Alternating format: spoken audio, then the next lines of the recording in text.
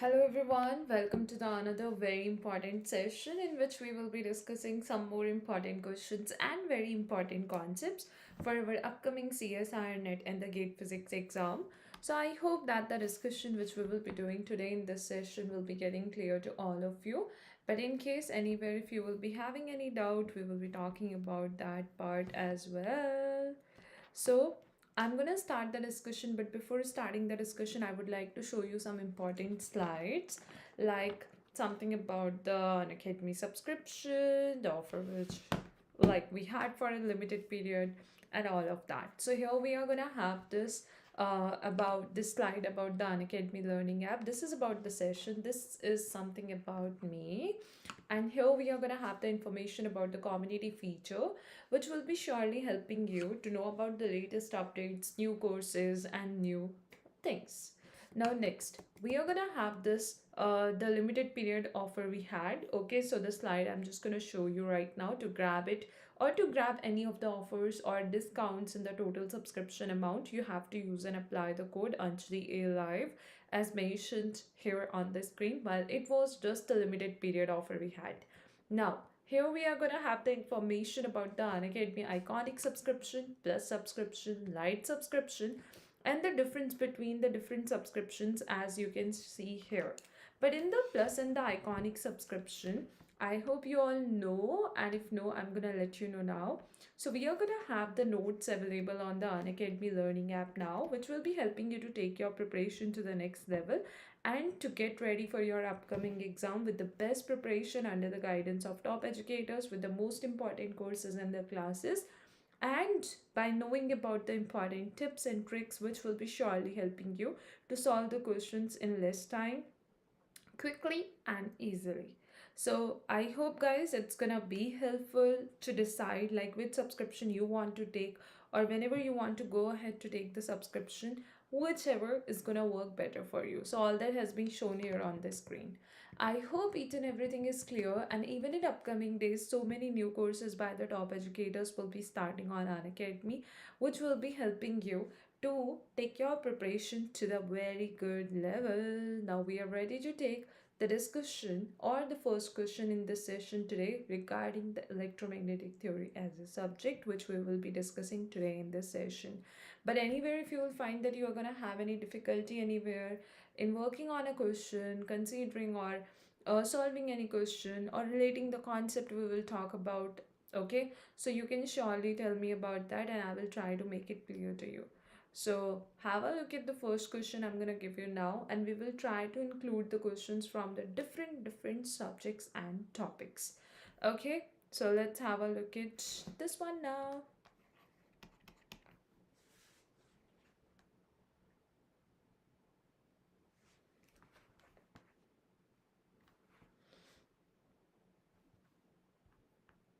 I'll start writing it, guys. And as I've told you, we are going to include the questions from so many different topics. So it's not going to be just from one topic or one particular concept, it will be from various topics. And that's how you will be able to learn about so many different things. Okay, so first question is here. It will surely make something clear to you. Means it can be some concept, it can be some point, it can be something which you need to know. So have a look at this now.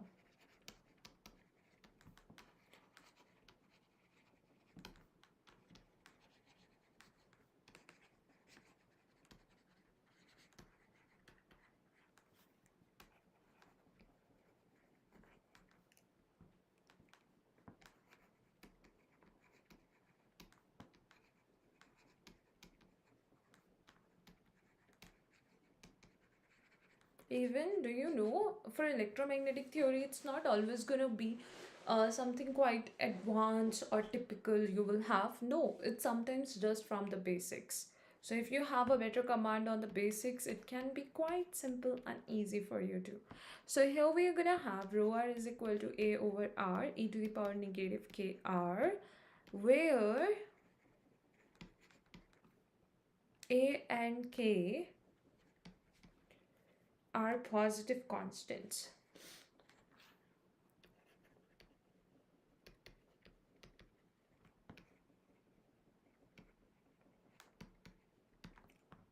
The electrostatic potential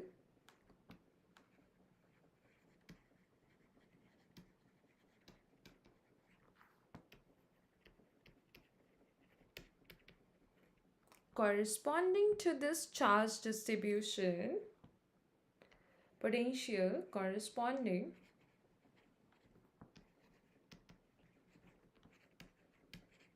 to this charge distribution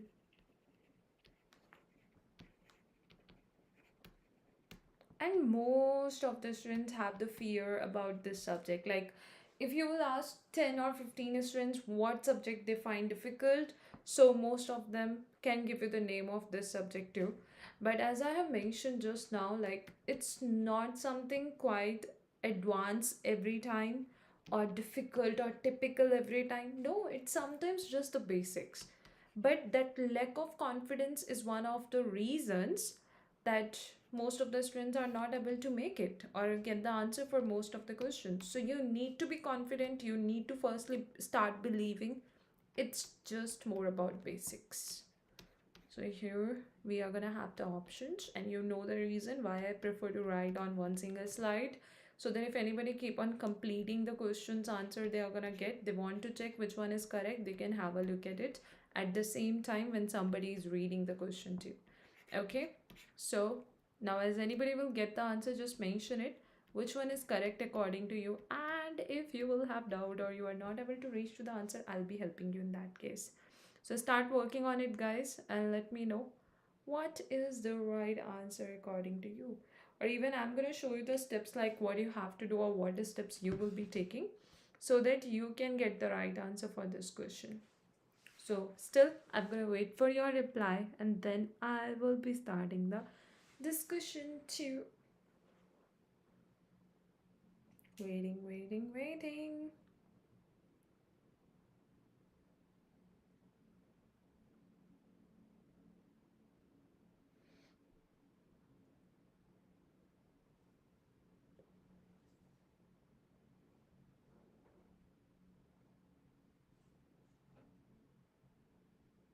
As anybody will get the answer and you are going to get to know this is the correct answer, just mention it. I will let you know whether your answer is correct or no.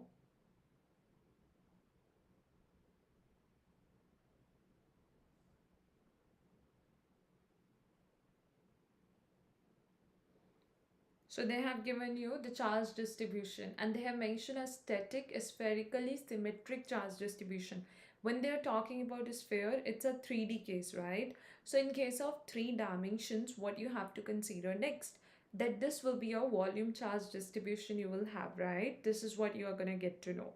Now the point is, whatever it is, okay, now the electrostatic potential corresponding to this charge distribution will vary with R as what? So it's like you know about two equations. One is the Laplace equation and the another one is the Poisson's equation. Laplace equation is the modified form of the Poisson's equation. Now, what is that? That is delta square V, Laplacian of potential, is equal to negative of rho over epsilon naught, right? Now, what is this? This one is Poisson's equation. Now, to give you a trick to memorize it, I would like to tell you, you can see this rho looks like P, okay? So we give it the name Poisson's equation. While if you will talk about any charge-free region or where the charge density is 0, this equation get modified to this one because charge density there we will have is 0. So what is this gonna tell you? Here you had the charge density given to you, you have to go for the first equation. But the point which matters a lot, that how you will write the Laplacian now. You have the rho, that's great. You want to find the v, it's quite easy now. You know the equation, but still there is something you need to take care of. What is that? That is the coordinate system. So here in this situation, you have to use the spherical coordinate system. Okay, now in this case what will happen, the spherical coordinate system is gonna have the Laplacian, and since your density is just the function of what, the r, you can see there is no theta, there is no phi, so your Laplacian must also be just for r you need. Okay, even in the options you want the dependencies on r. And if you will see the exact Laplacian expression, even if you are going to take rest of the terms from it, it makes the value 0 because you don't have the Laplacian here, the theta and phi here. Okay, so you don't need those terms from Laplacian. Now if I'm going to write it for r, uh, from the Laplacian expression, so I'm going to have 1 over r square delta over delta r square delta v over delta r. Okay, this is just for r we are going to have. So delta square v is equal to minus rho over epsilon naught. Now how you will solve it, you just have to plug in the value of rho. What is that? That is a over r e to the power negative kr. So a over r e to the power negative kr over epsilon naught. Now if you will cross multiply this r square on this side, you are going to have it this way. Other than this, you are just going to consider this expression here. Now what is going to happen next? It's going to give you a negative of a r e to the power negative kr over epsilon naught, right? And when you will remove this derivative from here, what will happen next? You are just going to take the integration on the other side, right? Now, in this case, what will happen when you have taken the integration? Just normally you have to integrate it, take the dr this side as well and integrate it. Once you will get it done, you just have to take the r square in the denominator after cross multiplication and integrate once again. So when you keep on doing this, I would even suggest you not to simplify the integration by parts completely. Keep the second part or the first part in the form of integration. First of all, reason behind that is that your integrations may get cancelled out directly because you will have similar terms with the opposite sign. So this will help you to save your time in calculation part and to get your final answer. And as you will do the integration, you are going to get the dependency same as given in your option B. So that will be your right answer. That's it. This is what you will have to do. And the main thing here was the coordinate system, the Poisson's equation. And that's what I have told you right now. It will give you the option B to be the correct one. Still, if there is someone like who having any doubt or something you are not gonna get, you can surely let me know. And if everything is clear, I'm gonna give you the next question then. Still, if you will find that something is not clear and you want me to talk about it, you can surely mention that point. I would like to explain that to you or will try to make it clear to you. Okay. So here we are going to take the next question now.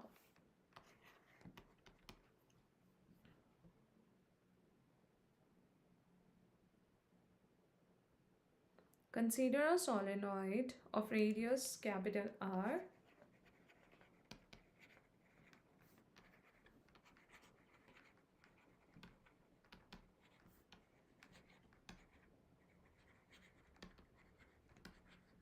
even when you work on the questions, guys, you get to know what you actually need to prepare, okay, or what they can ask you in the exam. So all that you even get to know by working on the questions.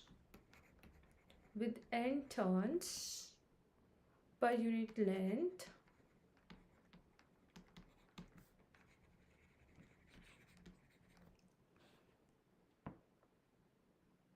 in which a time dependent current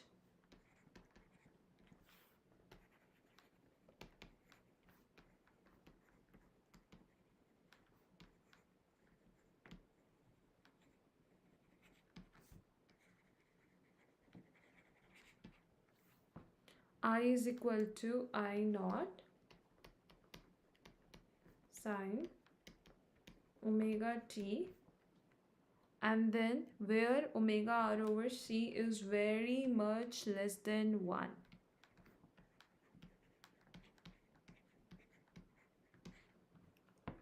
Okay, flows the magnitude of the electric field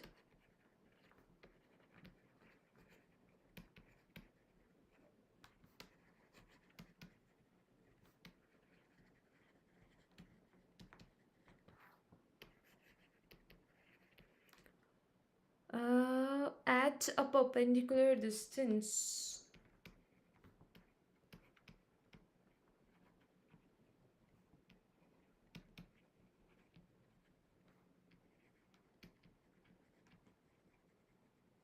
where r is less than r from the axis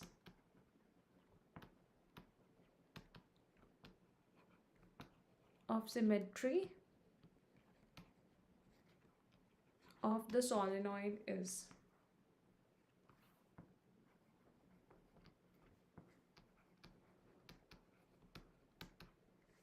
Now options are, here I will not be able to write the options on the same slide because they're quite large expressions, so we have to write them on the next one. It's okay, it's okay, I'll show you the other slide whenever you want to observe the options, so you can tell me. Omega mu naught and I naught r square cos omega t, half omega mu naught n I naught r sine omega t. Option D is half omega mu naught n I naught r cos omega t. These are your options. Now just have a look at them and try solving this one. If in case you will still have doubt or you are not able to get it, I will be helping you in that case, or will let you know what you have to do in any such situation, what formula needs to be used, and how to proceed further. But giving you some time to try this one.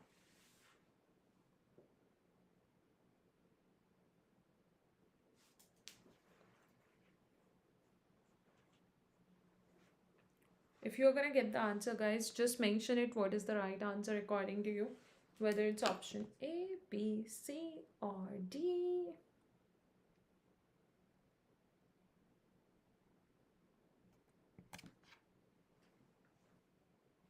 So, in this case, they have given you current expression.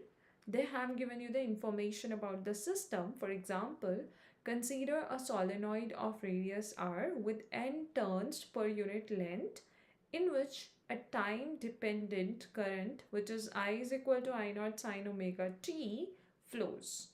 The magnitude of electric current, electric field at a perpendicular distance r, which is less than capital R, from the axis of symmetry of solenoid. Okay, so that's what you have to find.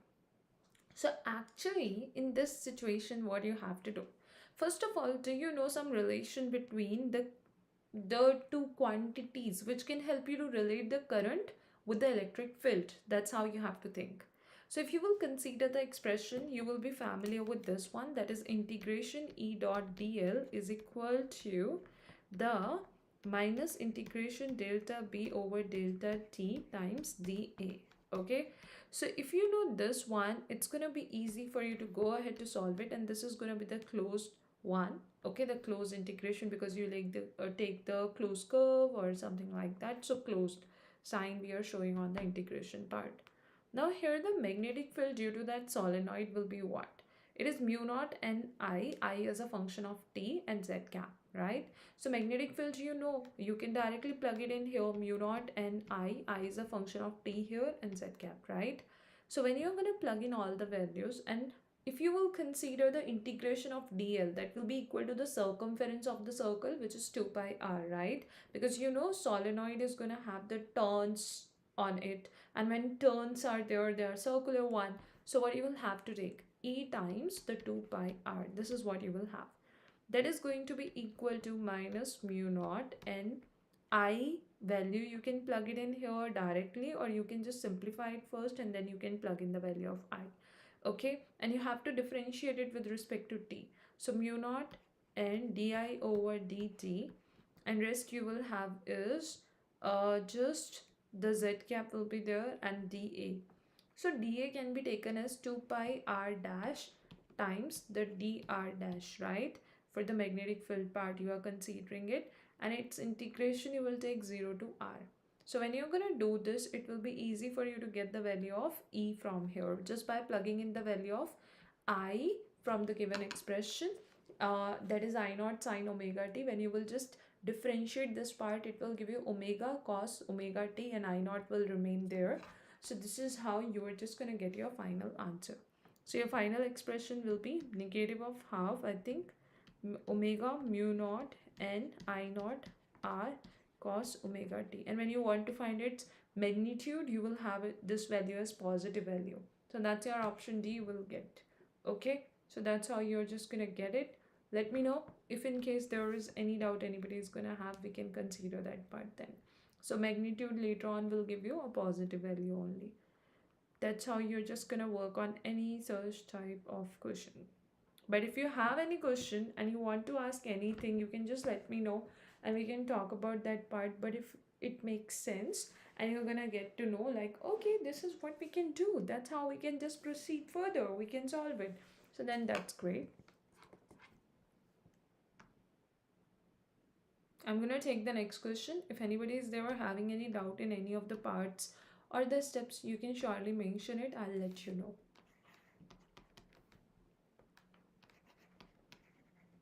A constant electric current I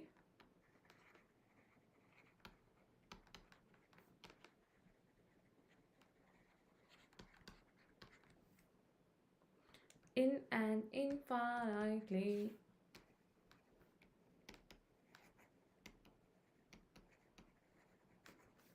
long straight wire is suddenly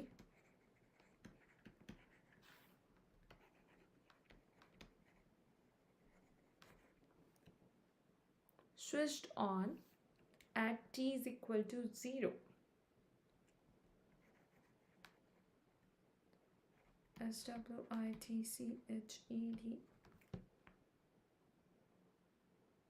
Okay, even if you are having any doubt in reading it, let me know, I'll read it for you. On at t is equal to 0, the vector potential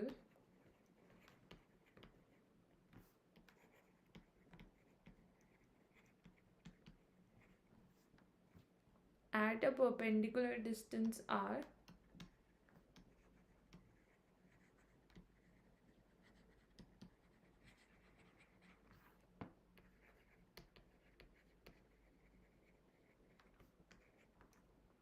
from the wire is given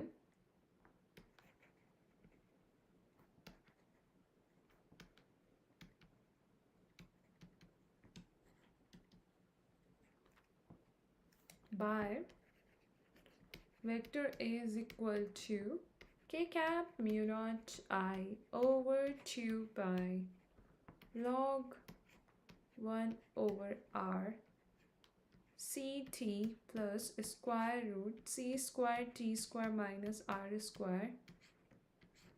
Okay, the electric field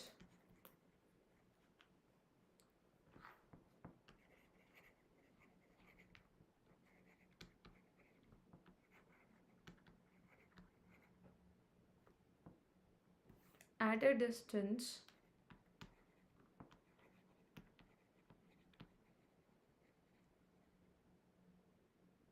r less than ct is what? And your options are here: 0, mu naught I over 2 pi t 1 over root 2 I cap minus j cap.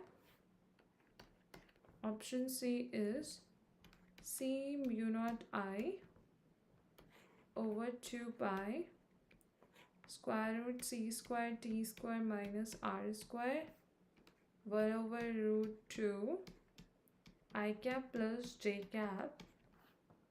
Option D is negative of c mu naught I divided by 2 pi square root c square t square minus r square and k cap. Okay, just try considering it and let me know as you will get it done and what is the right answer according to you. If you will have any doubt in considering the steps, I'm gonna let you know what formula you need to use, how you will proceed further, and what you have to do. Okay, so try and let me know if you're gonna get the answer. If no, I will let you know what steps you need to take and how you can get the answer then.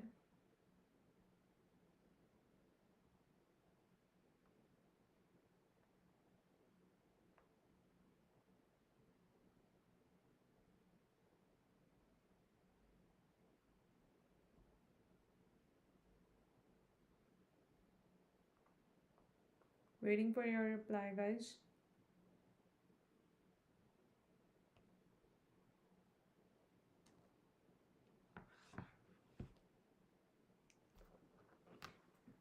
Okay, so in this case, you need to consider that you are having the vector potential A given to you, and what you have to find the electric field, right? And in this situation, your scalar potential will be what? That will be equal to 0. So when you are going to consider this part, because here you are having a constant electric current I in an infinitely long straight wire, which is suddenly switched on at t is equal to 0, the vector potential is at a perpendicular distance r from the wire is given by vector A is equal to this, right? So the electric field at a distance r less than ct is what? That's what you have to check out. So in this situation, what we are going to do, we are going to consider the relation between the vector potential, electric field, and the scalar potential. So we are having the most popular equation, which is E is equal to negative delta phi minus delta A over delta t. So if you are going to take the phi to be equal to 0, by plugging in the value of A in this expression, you will be able to get just negative A over t and delta A over delta t. And when you will differentiate for t, you can see you are having the t present in the expression at two different places, one here and another one here, right? So this is within the square root, the second part we are having. So you have to normally like differentiate it first of all by considering overall term as a part of log, and then the separate terms which are present within that, and then even the square root part. So when you simplify it completely, you will get your answer same, I think, as given in option D. But when you will just do the calculation, you will get to know exactly are you getting the expression given in option D or any other option, and accordingly you can finalize your answer. So let me know if in case there is anybody having any doubt, we can talk about it. And if everything is clear, then that's great, great, great. So let me know, guys, if you want to ask anything or there is any doubt you're gonna have, we can consider that part then. Otherwise, the next question is gonna be there.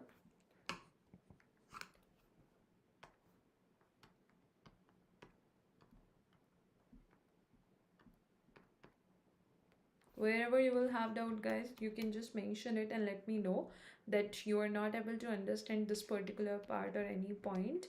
I'll be talking about that. Three charges are located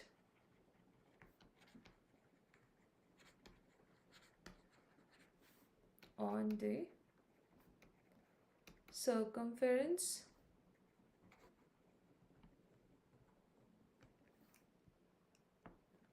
of a circle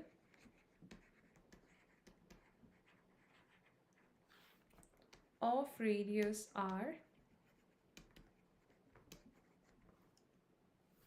as shown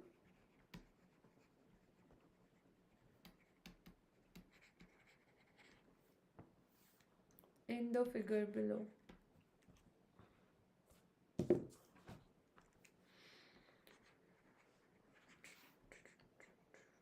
I'll be showing you how they will be arranged.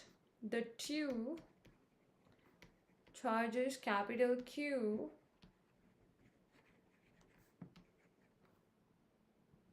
subtend an angle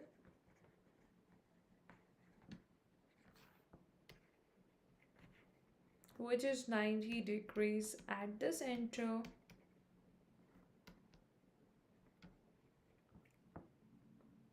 of the circle.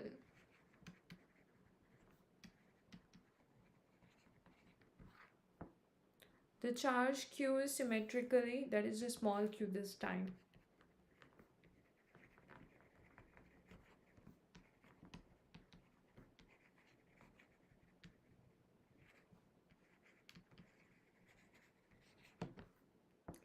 placed with respect to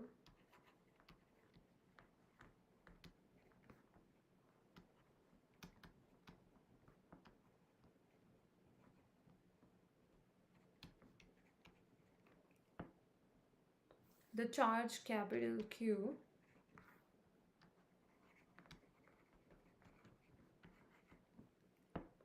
if the electric field at the center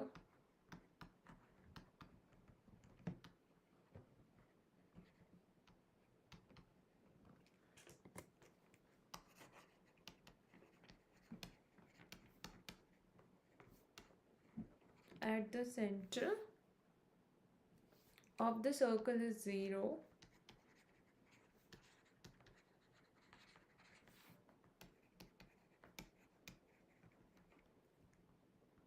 what is the magnitude of capital Q?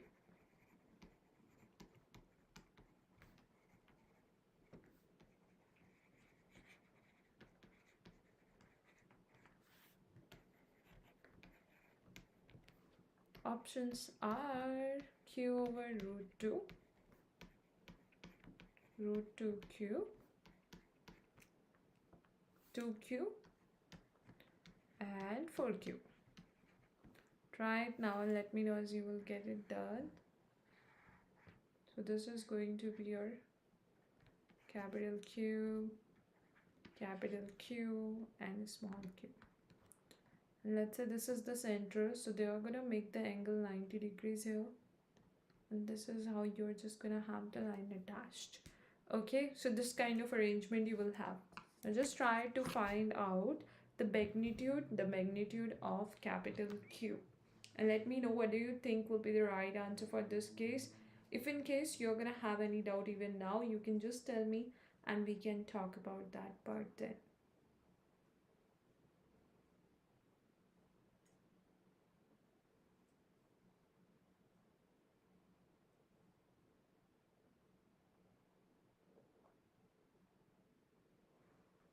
Waiting for your reply, or otherwise just in some time I'm gonna talk about it as well.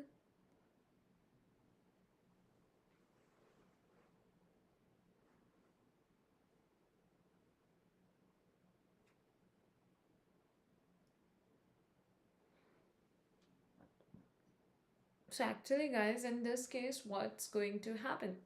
Three charges are located on the circumference of a circle of radius capital R as shown in the figure below.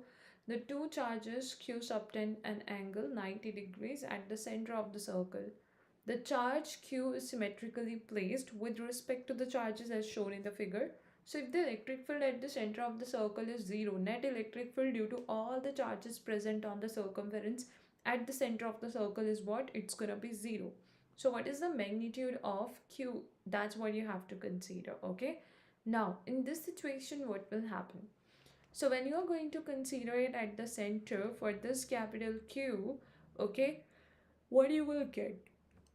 So net electric field for due to this capital Q, for this one, it will be the direction of field, right?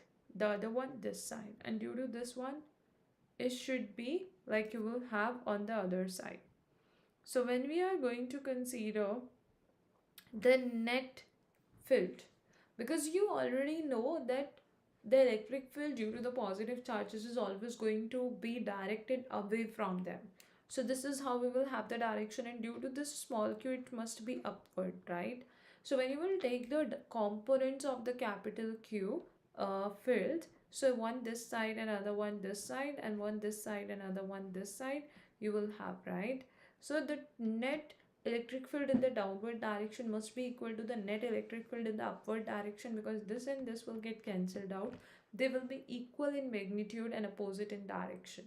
So what about the upward direction component? Q over 4 pi epsilon naught, let's write that as K, okay, and then over R square. So that is going to be this distance square.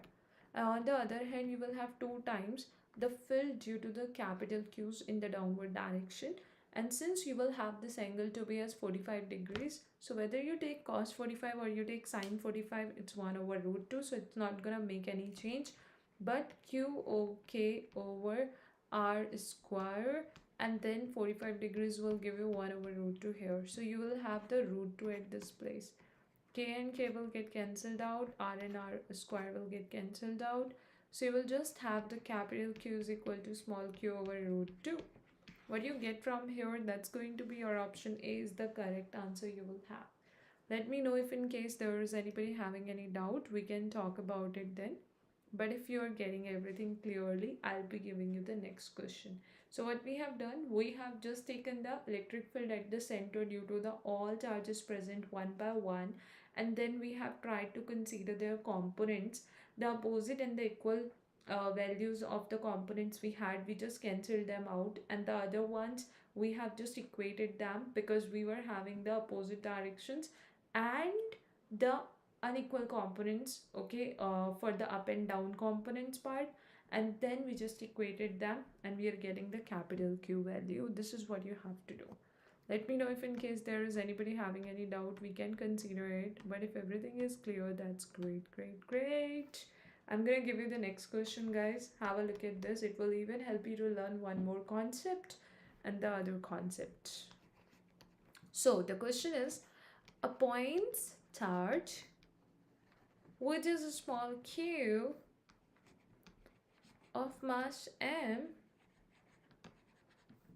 is kept at a distance d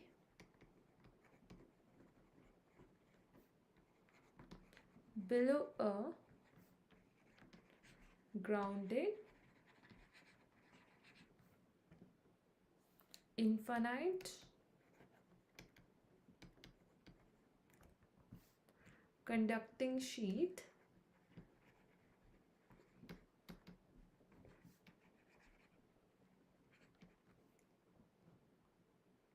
which lies in the xy plane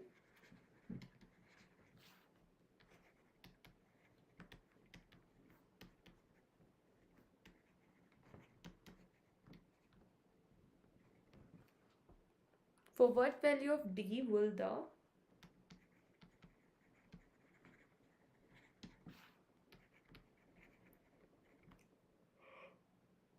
excuse me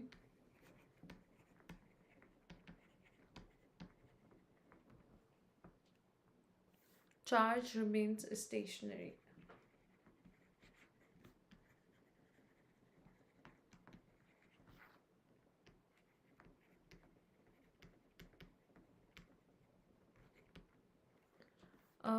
Options are q over 4 square root mg by epsilon naught.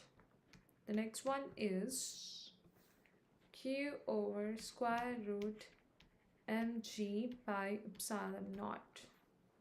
The next one is there is no finite value of d.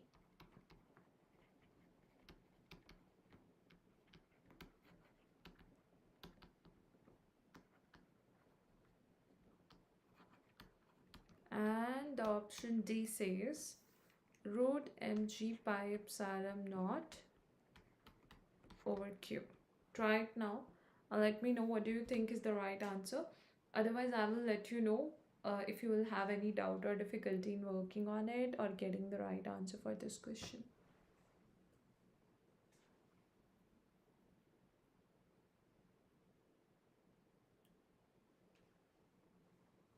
Try.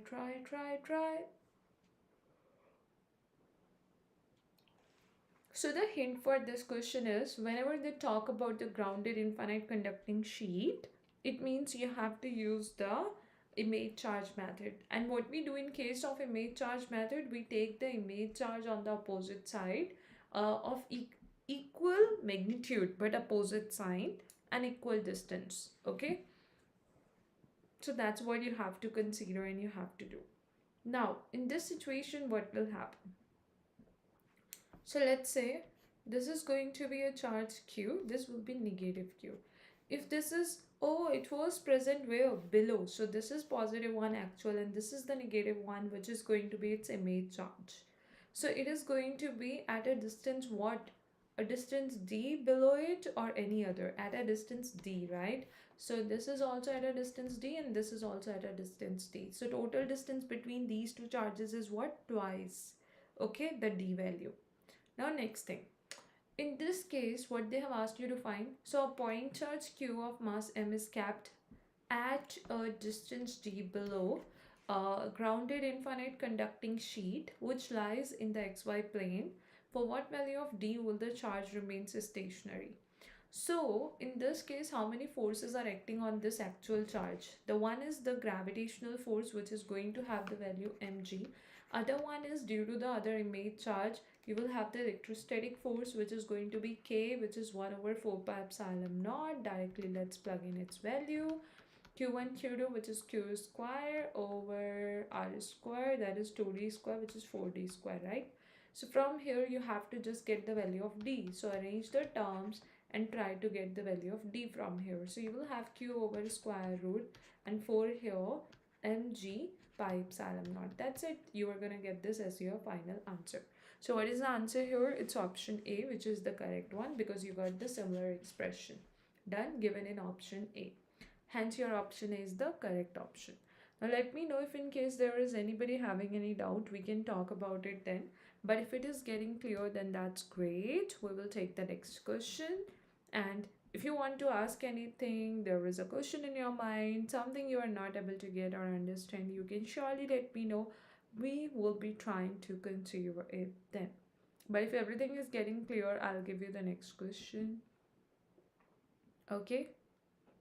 Have a look at the next one then.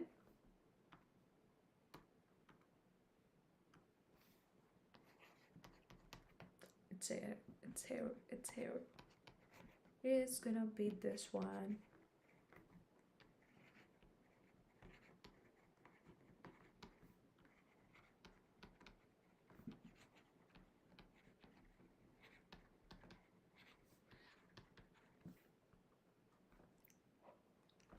Excuse me.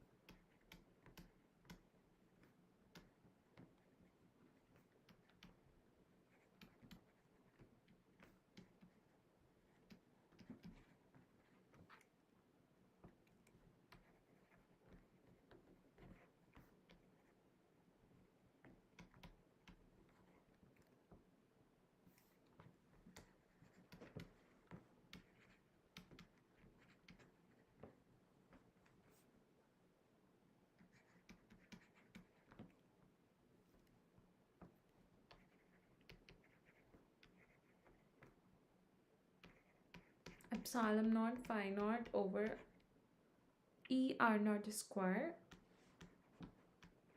The option B is E epsilon naught phi naught over 2 R naught square. The option C is negative sine epsilon naught phi naught over E R naught square. Option D is negative 2 epsilon naught phi naught over R naught squared. Try it now and let me know as you will get it done. But if in case you will be having any doubt, you can let me know about that too. And we can try to discuss that as well.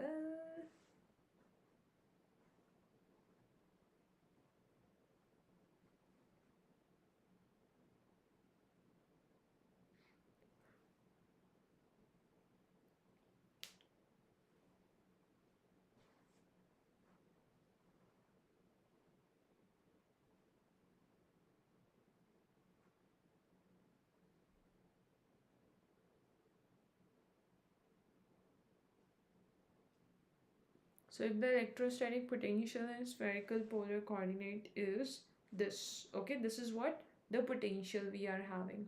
Phi naught and R naught are what? They are the constants.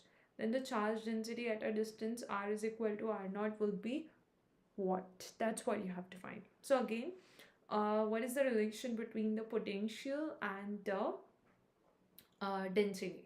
So as we have talked about the Poisson's equation earlier, that's what you have to use here. But you have to take care of the coordinate system. So again, it's same. That is the spherical polar coordinate system. Same expression will be helping you in this case, which is delta square V is equal to minus rho over epsilon naught.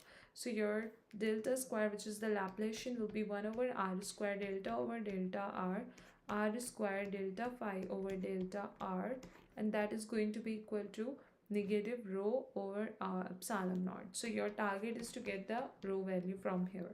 You will simplify this expression by plugging in the value of phi or v, because phi and v, that's the scalar potential which is given to you in the question.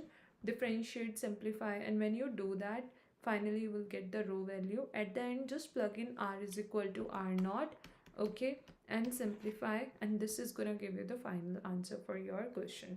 That's how you will be getting option A to be the correct one. You can even try to work on these tips I have talked about just now and tell me if still you are gonna have any doubt or difficulty in considering any such step or working on the way we have talked about, okay? And we can consider that part.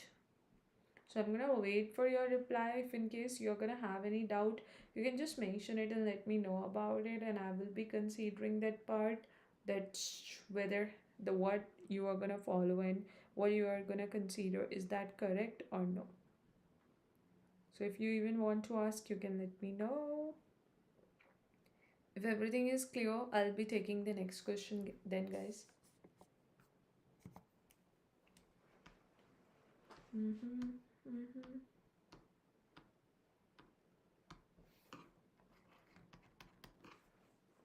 Suppose the YZ plane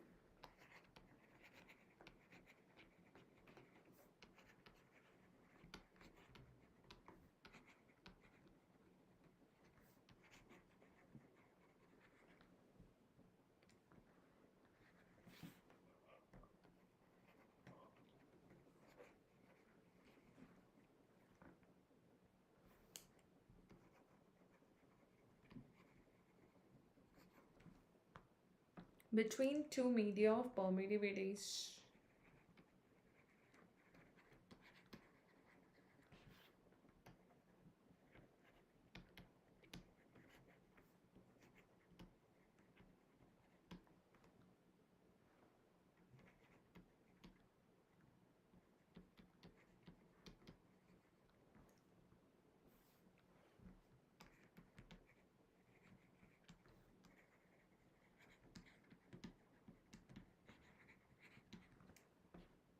where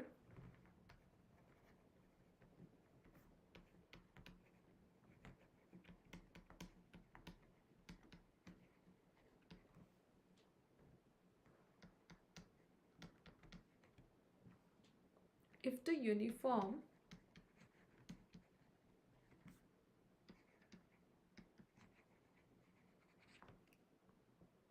electric field on the left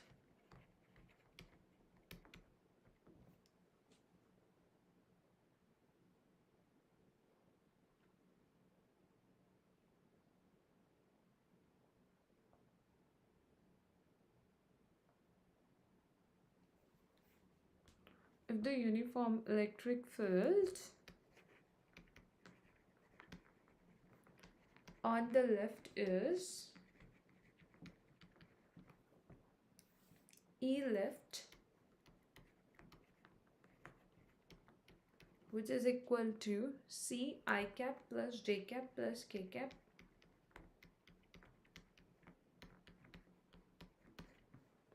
where C is a constant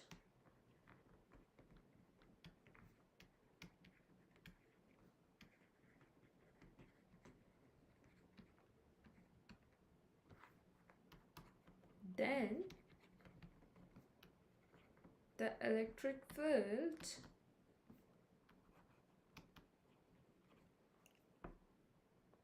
on the right, which is E right,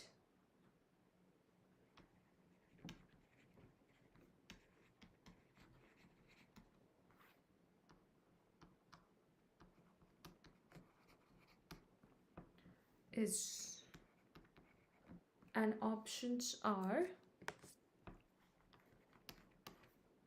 C 2I cap plus J cap plus K cap.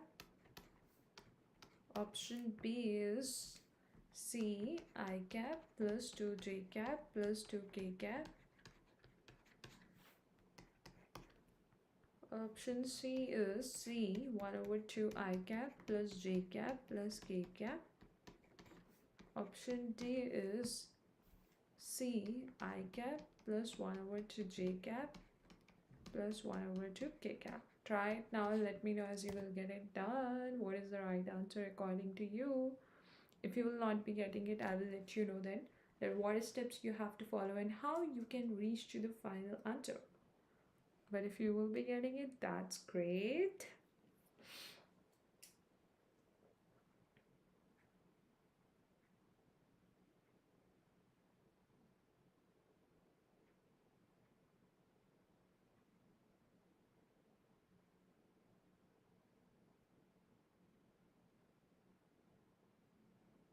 Waiting for your reply. So, as you're gonna read the question, they have mentioned suppose the yz plane forms a chargeless boundary between two media of permittivities epsilon left and epsilon right, where epsilon left and right ratio is given to us. If the uniform electric field on the left is this and the right one you have to find then. So actually in this case guys, what's gonna happen? In this case, when you go for the boundary conditions part, you need to know that the parallel components or the tangential components of electric field are continuous, right? So if you will see, the boundary is yz plane, right? So y and z. So c j cap plus c k cap will remain as it is here. They are not going to get changed. While if we will consider the perpendicular components or the normal components, now what will happen for that situation?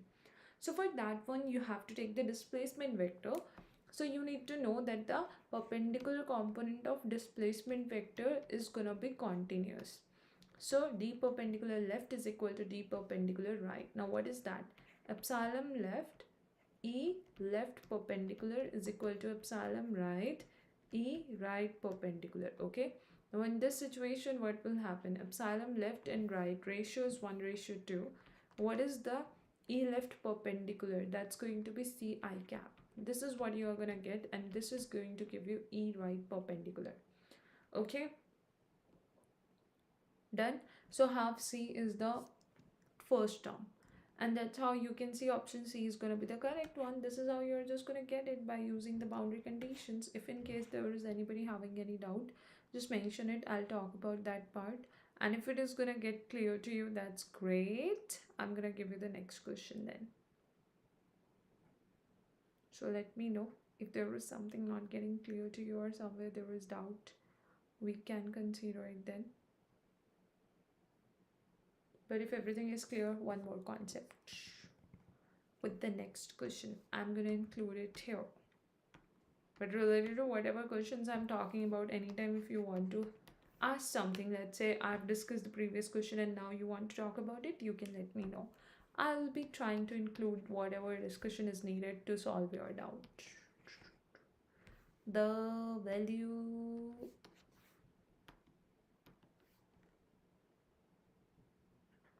of the electric and why it's gonna be this way. Let me just check.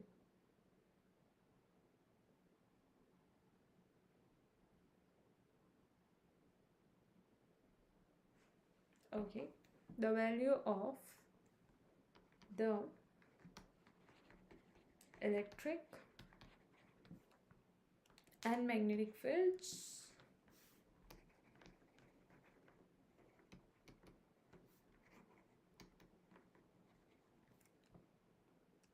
in a particular reference frame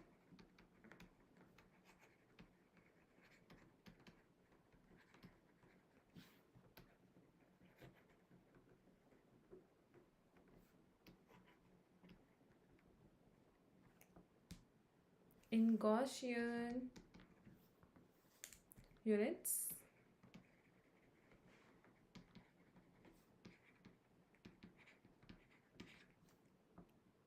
are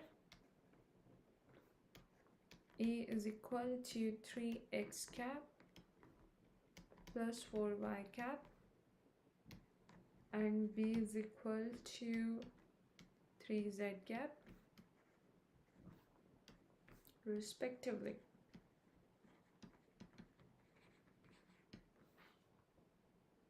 An inertial observer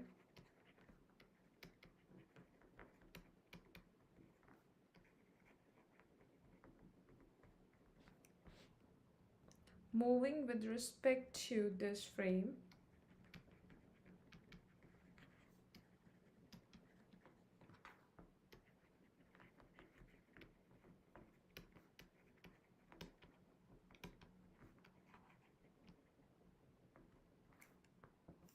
measures the magnitude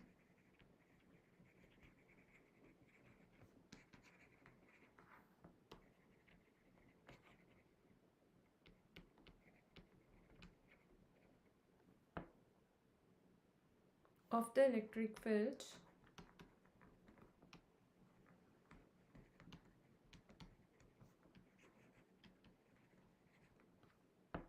to be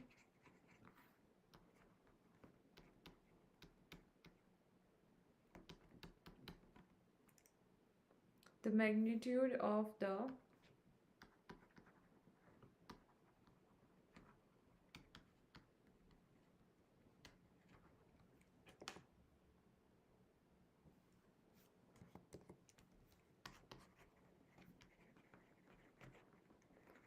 magnetic field, which is simply B dash measured by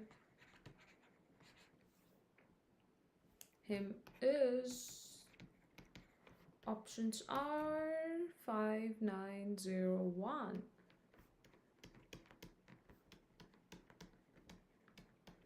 Try it now and let me know as you will get it done or what is the right answer according to you for this question. If you will not be able to get it, I will help you in that case, but if you can get it, that's great.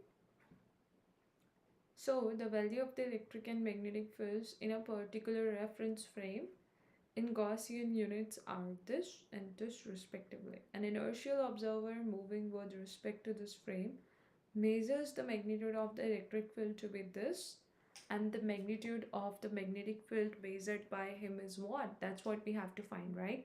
So in this case, we need to know one thing, that E square minus B square, the magnitude of these ones are always going to remain invariant, or they're not going to get changed in different frame of reference. So that is E dash square minus B dash square, right? This is what we are going to have. So if we are going to talk about the next thing, the E square is what? That's going to be square root, like firstly its magnitude. Square root 3 square and plus 4 square, which is 9 plus 16, which is 25. That is going to be 5 as its magnitude. So when it's 5, so it will give you 5 square 25 minus. What about the next one? That's going to be B. That's 9. Equal to E dash 16 minus B dash square. So in this case, what will happen? If I'm going to talk about this part here, so you're just simply going to get 16 from here, 16 from here. When you will just simplify, you will get it to be 0. So when you're going to get it to be 0, your right answer is option C. That's the correct one. That's how you're just going to get it. Tell me if in case there is anybody having any doubt in this part, we can talk about it then. But if everybody is going to get it clearly and you are getting like, oh yeah, this is how it should take place and this is how we should be able to get the answer. So if it is getting clear, that's great. This concept can be used in any such similar kind of question wherever you are talking about two inertial frames and you want to consider or relate the E and B together. This is how you can do it. Okay. Tell me if in case there is anybody having any doubt, I will be trying to include that part here then. But if everything is clear, that's gonna be great. Okay, so let's keep it this much right now in this session, guys. And thank you so much everyone for joining this session. But in case if anywhere you will be having any doubt or something you want to ask, we can talk about it, or we will try to include that discussion here in this session too. And we will be having so many new courses starting on Unacademy, so many like important discussion will be there. So if you want to get the discount in the total subscription amount, this was just the limited period offer we had. Okay, but anytime whenever you are going to take the subscription, you can use and apply the code Anjali A Live to get the discount in the total subscription amount. Okay, now next thing is about the Iconic Plus and the Lite subscription. So what are the differences between the Unacademy Plus, Iconic and the Lite subscription? We are going to have all that has been shown here on the screen. So to grab these offers or to get the discount in the total subscription amount, okay, you can use and apply the code Anjali A Live, and you can just decide which subscription you want to take by comparing or by looking at the differences between the different subscriptions. Whichever you find more beneficial for you, you can take that subscription. And even guys, in upcoming days, as so many new courses will be starting on Unacademy, so if you don't want to miss these important courses and the classes by the top educators, then you can take the subscription and start your preparation under the guidance of top educators. Then thank you so much everyone for joining this session and for attending it till the end. Thank you and bye, take care. Also guys, we will be having more important sessions here, so you all can join them. Thank you everyone.